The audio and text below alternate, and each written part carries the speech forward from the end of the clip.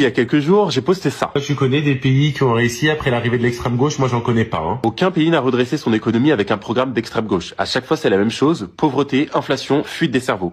Et là, un mec me dit, oui, Macron alors, du type, Macron il est capitaliste et pourtant ça fonctionne pas. Alors déjà, on n'est pas à Cuba et on n'est pas au Venezuela. Je pense qu'on se porte déjà un petit peu mieux économiquement. Deuxièmement, Macron, c'est pas du capitalisme. C'est du social-étatisme à la française, enrobé d'un capitalisme de connivence. Je vous explique ce que c'est. On prend l'argent de qui? Des TPE, des PME, de la classe moyenne, de ceux qui bossent, et on le balance où?